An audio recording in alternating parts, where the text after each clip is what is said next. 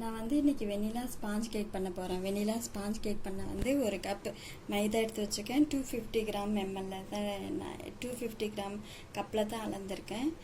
1 cup மைதா, 1 cup sugar, 1/2 cup butter milk, 1/2 cup warm water, அப்புறம் 1/4 cup வந்து எண்ணெய் எடுத்து வச்சுருக்கேன். இதுக்கு பேக்கிங் பவுடர் எடுத்து வச்சுருக்கேன். வெண்ணிலா எசன்ஸும் 2 முட்டையும் எடுத்து வச்சுருக்கேன். இப்போ வந்து நான் முட்டையை வந்து பீட் பண்ணிக்கிறேன்.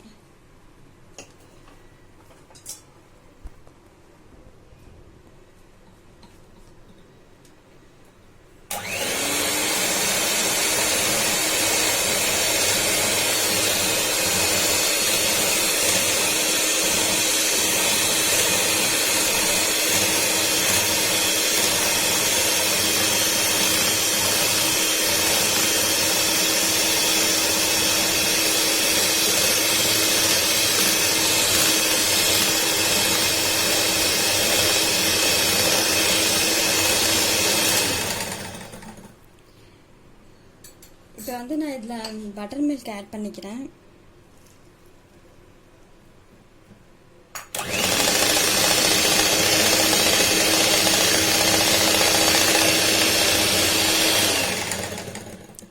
அதோடு நான் பவுடர் சுகர் ஆட் பண்ணிக்கிறேன்.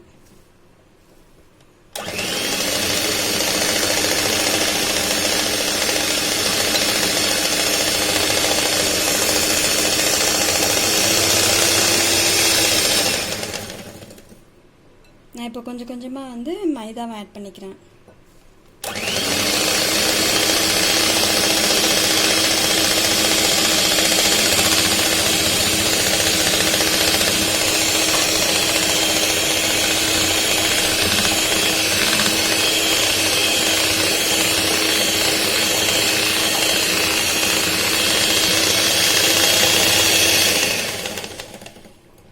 நான் இப்போ இதில் வந்து 1/2 cup oil, 1/4 cup oil add பண்ணிக்கிறேன்.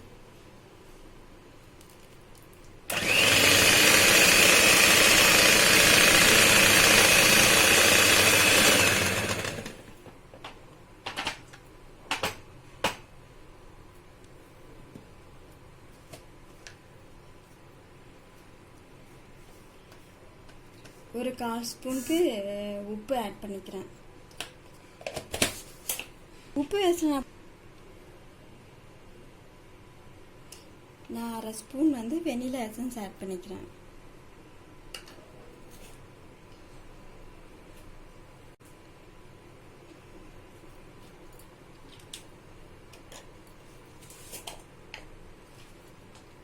அதே மாதிரி பேக்கிங் பவுடர் நான் வந்து 1/2 ஸ்பூன் ஆட் பண்ணிக்க போகிறேன்.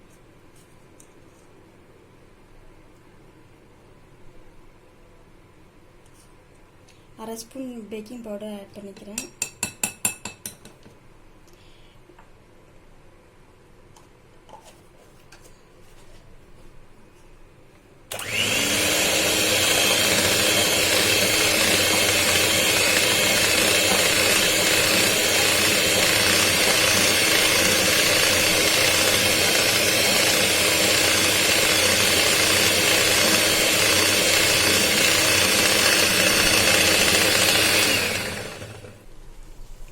நான் வார்ம் வாட்டர் வந்து சும்மா ஒரு 5 டேபிள் ஸ்பூன் தான் ஆட் பண்ணியிருக்கேன். 5 டேபிள் ஸ்பூன் வரைக்கும் ஆட் பண்ணியிருக்கேன். அதே போருமாக இருக்குது.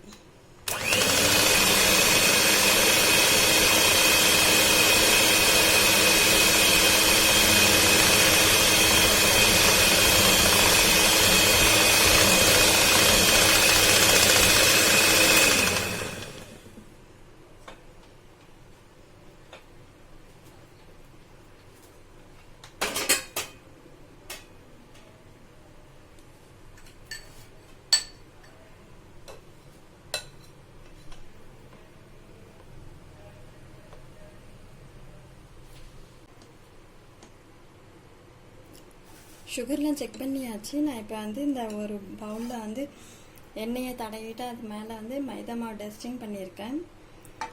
ஃபுல்லாக கேக் ஒட்டாமல் வருன்றதுக்காக நான் இப்போ வந்து இந்த பேட்டரை வந்து நான் இதில் ஊற்றிக்கிறேன்.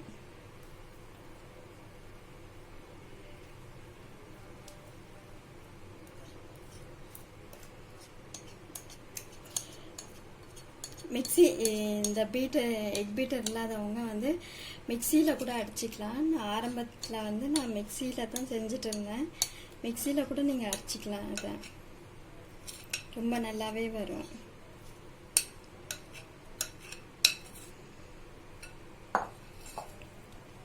நான் இதை இப்போ வந்து நார்மலாக குக்கரில் தான் வைக்க போகிறேன். குக்கரில் வந்து வெறுமனே குக்கரில் வந்து கேஸ் கட்டும் அந்த வெயிட்டும் எடுத்துட்டு நான் அதில் தான் வைக்க போகிறேன். பார்க்கலாம் வாங்க.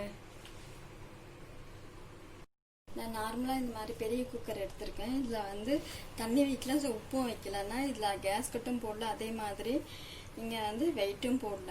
அப்படியே தான் நான் இப்போ இப்படி க்ளோஸ் பண்ண போகிறேன்.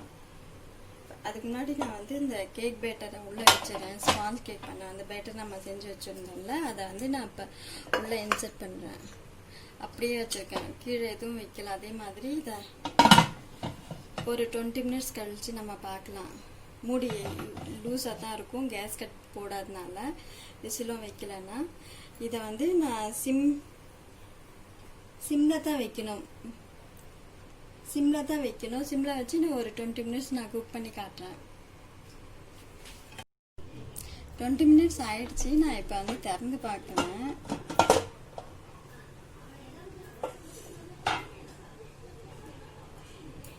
நல்லா சைட்ல எல்லாம் ப்ரௌனாக வந்திருக்கு. அதே மாதிரி இந்த ஸ்டிக் விட்டு எடுத்தோம்னா அதில் வந்து மாவு ஒட்டாமல் இருந்துச்சுன்னா தான் வேகலைன்னு அர்த்தம். இது எல்லாம் வெந்திருக்கு.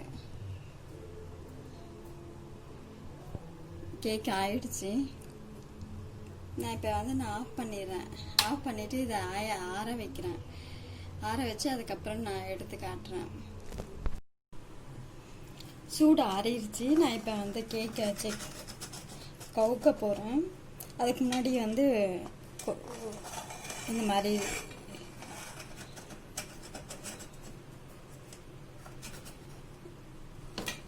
லூஸ் பண்ணிக்கணும்.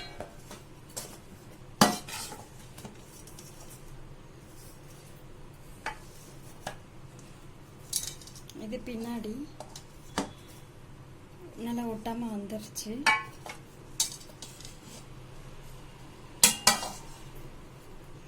இந்த மாதிரி ஸ்பாஞ்ச் கேக் பண்ணி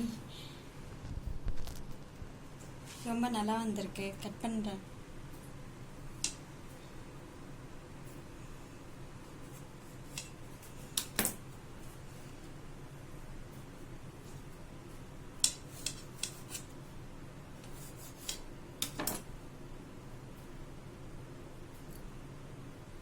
நல்லா இருந்திருக்கு கேக் வந்து. இதே மாதிரி நீங்களும் செஞ்சு பாருங்கள். உங்களுக்கு ரெசிபி வேணுன்றது இருந்துச்சுன்னா இதை பார்த்து நீங்களும் செஞ்சு பாருங்கள். ரொம்ப சாஃப்டாக இருக்குது. ஸ்பாஞ்ச் கேக் தானே இது வந்து ரொம்ப ரொம்ப சாஃப்டாக இருக்குது. யாருக்காச்சும் இந்த ரெசிபி வேணும்னா இதில் இருந்து பார்த்து செஞ்சு பாருங்கள். ரொம்ப நல்லாயிருக்கும். கமெண்ட் போஸ்ட் பண்ணுங்கள். தேங்க்யூ.